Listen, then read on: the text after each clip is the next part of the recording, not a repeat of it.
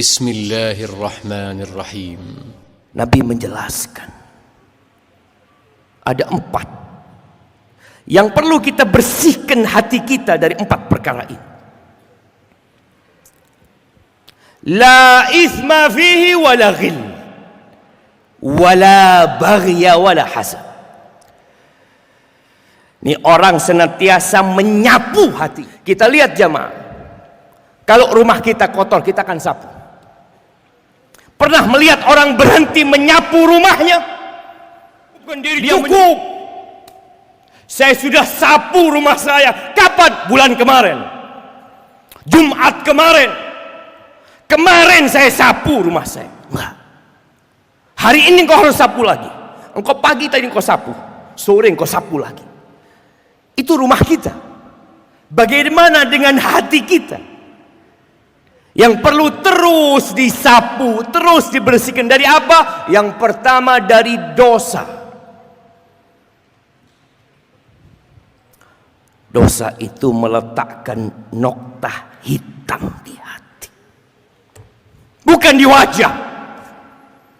Boleh jadi kita melihat orang pelaku dosa, tampan wajahnya, glowing, menyenangkan. Nah, dosa itu meletakkan noktah hitam di hati. Antum harus sapu. Kullu bani Adam khata', ya. Semua melakukan dosa. Tapi jangan dibiarin. Orang bertakwa itu bukan orang yang tidak berbuat dosa, enggak. Walladzina idza fa'alu fahishatan aw zalamu anfusahum dzakarullah fastaghfiru lidzunubihim wa may yaghfiru dzunuba illa Allah wa lam yusirru ala ma fa'alu wa hum ya'lamun. Jangan diteruskan kalau kau berbuat dosa. Berhenti, beristighfar, mohon ampun sama Allah Azza wa Jalla. Ya, itu mahmumul qalb yang pertama. Dia bersihkan hatinya dari dosa, bukan dia tidak berbuat dosa. Dia berbuat dosa di pagi hari, dia beristighfar di pagi hari. Dia nggak nunggu esok hari beristighfar. Yang kedua, wala ghil. Tidak ada ghil di hati. Ini termasuk yang mengotori hati. Dengki. Dia tidak dengki. Dengki ini berbeda dengan hasad, dengan iri. Kalau bicara hasad biasanya karena nikmat. Melihat orang itu hidupnya lebih nyaman, lebih kaya, lebih tampan, ada hasad. Tapi kalau ghil, itu biasanya disebabkan karena kebencian. Engkau bisa dengki dengan orang yang lebih miskin dari diri. Karena engkau nggak suka sama dia, karena engkau benci sama dia. Makanya terkadang kita kalau sudah benci sama seseorang, engkau harus sering-sering nyapu hati. Karena kebencian dan permusuhan itu mengantarkanmu kepada al-ghil, ad-dirn, yang kemudian menjadikan hidupmu merana. Wadah kebahagiaan itu hati. Bagaimana tatkala engkau dengki dengan orang-orang yang ada di sekitarmu? Engkau akan merasakan ketidaknyamanan hidup di muka bumi ini. Engkau tidak ingin melihat orang yang engkau dengki kepadanya. Jaga hatimu. Datang sapu, datang lagi. Kita bermuamalah sama orang jamaah.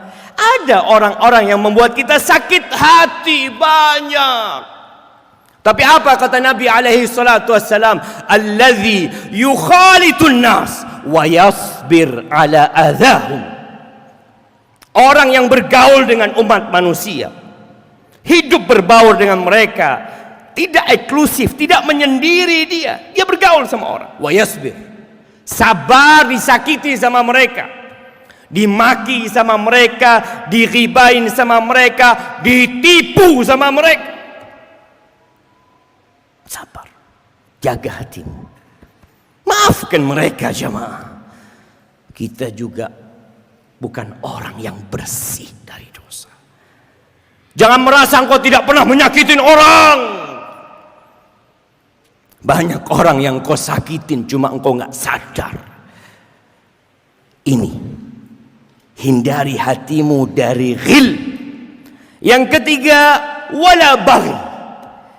Tidak ada kezaliman yang dia lakukan kepada manusia. Enggak, hatinya selamat dari menzalimin orang lain, makan hak orang lain. Ya, biasanya dari kedengkian dia menzalimin orang lain. Dia berusaha untuk memuaskan jiwanya. Dan dia pikir itulah cara menyenangkan hatinya. Lah, itu cara engkau menyiksa dirimu sendiri. Az-zulmu zulumat yaumil qiyamah. Kezaliman itu kegelapan pada hari kiamat. Engkau lihat bagaimana. Apakah engkau menzalimin orang lain? Apakah ada manusia-manusia yang kau zalimin dengan lisanmu, dengan tanganmu, dengan usahamu? Sebagian kita nggak tahu kalau dia zalim. Harus dikasih tahu. Karena ada orang-orang yang pecundang sok pahlawan. Ya. Maka kita jangan biarkan saudara kita melakukan kezaliman. Kau kasih nasihat dia.